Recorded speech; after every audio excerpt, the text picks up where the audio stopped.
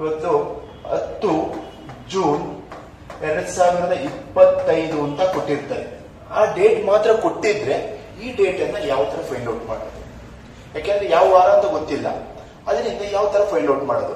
ಅದಕ್ಕೆ ಒಂದು ಸ್ಟೆಪ್ಸ್ ಹೇಳ್ತಾ ಹೋಗ್ತೀನಿ, ಅದನ್ನು ಫಾಲೋ ಅಪ್ ಮಾಡಿ. ಫಸ್ಟ್ ಸ್ಟೆಪ್ ಏನ್ ಮಾಡ್ಬೇಕು ಗೊತ್ತಾ? ಕೊಟ್ಟಿರೋ ವರ್ಷನ ಒಂದು ರೆಡ್ಯೂಸ್ ಮಾಡ್ಕೊಬೇಕಾಗುತ್ತೆ. ಫಾರ್ ಎಕ್ಸಾಂಪಲ್ ಇವತ್ತೆಷ್ಟು? 2025. ಒಂದು ವರ್ಷ ರೆಡ್ಯೂಸ್ ಮಾಡ್ತೀವಿ ಅಂದ್ರೆ 2024 ಆಗಿರುತ್ತೆ. ಓಕೆನಾ? Next split the year to the leap year, ಅಂದ್ರೆ ಈ ವರ್ಷನ ಸ್ಪ್ಲಿಟ್ ಮಾಡಿ ಅಂತ ಹೇಳ್ತಿದ್ದಾರೆ. ಯಾವ ತರ ಸ್ಪ್ಲಿಟ್ ಮಾಡ್ತೀರಾ? 2024 ನ ಯಾವ ತರ ಸ್ಪ್ಲಿಟ್ ಮಾಡಬಹುದು? 2000 ಪ್ಲಸ್ 24 ಅಂತ ಸ್ಪ್ಲಿಟ್ ಮಾಡಬಹುದಾ? 2000 ಪ್ಲಸ್ 24 ಅಂತ ಸ್ಪ್ಲಿಟ್ ಮಾಡಬಹುದಾ?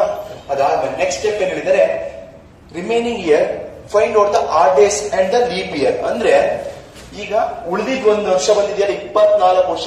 ಆ 24 ವರ್ಷದಲ್ಲಿ ಎಷ್ಟು ವರ್ಷ ಲೀಪ್ ಇಯರ್ ಬಂದಿದೆ, ಎಷ್ಟು ಆಡ್ ಡೇಸ್ ಬಂದಿದೆ ಅಂತ ಫೈಂಡ್ ಔಟ್ ಮಾಡಬೇಕು. ಮೀನ್ಸ್ ಆಡ್ ಡೇಸ್ ಅಂತ ಫೈಂಡ್ ಔಟ್ ಮಾಡಿದ್ರು ಓಕೆ, ಇಲ್ಲ ಎಷ್ಟು ಸಾಮಾನ್ಯ ವರ್ಷ ಇದೆ ಅಂತ ಫೈಂಡ್ ಔಟ್ ಮಾಡಿದ್ರು ಆಯ್ತು.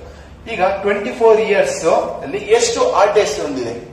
24 ಆಡ್ ಡೇಸ್ ಎಷ್ಟಿದೆಯಪ್ಪ? 2 ನಾ 3 ನಾ? ಯಾವ ತರ ಆಡ್ ಡೇಸ್ ಫೈಂಡ್ ಔಟ್ ಮಾಡೋದು? 7 ಇಂದ ಡಿವೈಡ್ ಮಾಡ್ತೀವಿ. 7 3s 20, 7 3s 21, 24 ಮೈನಸ್ 21 ಹಾಗಾದ್ರೆ 3 ಉಳಿತು. ಎಷ್ಟಿದು? ಆಡ್ ಡೇಸ್ ಆಯ್ತು.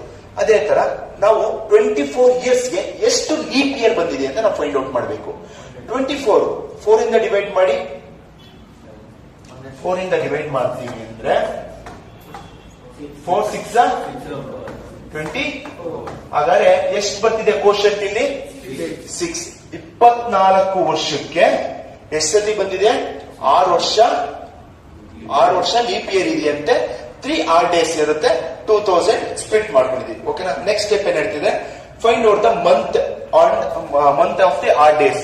ಅಂದ್ರೆ 10 ಜೂನ್ ಇದೆಯಲ್ವಾ, ಅಲ್ಲಿವರೆಗೂ ಆಡ್ ಡೇಸ್ ಕಂಡಿದ್ದು. ಆಡ್ ಡೇಸ್ ಅಂದ್ರೆ ಏನು? ಜನವರಿಯಲ್ಲಿ ಎಷ್ಟು ಆಡ್ ಡೇಸ್ ಬರುತ್ತೆ? ಜನವರಿಯಲ್ಲಿ ಎಷ್ಟು ಆಡ್ ಡೇಸ್ ಇದೆಯಪ್ಪ? 3.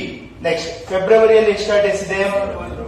ಯಾಕೆ ಅಂದ್ರೆ ಇಲ್ಲಿ ನೋಡಿ, 2025ರಲ್ಲಿ ಎಷ್ಟು ಆಡ್ ಡೇಸ್ ಬರುತ್ತೆ?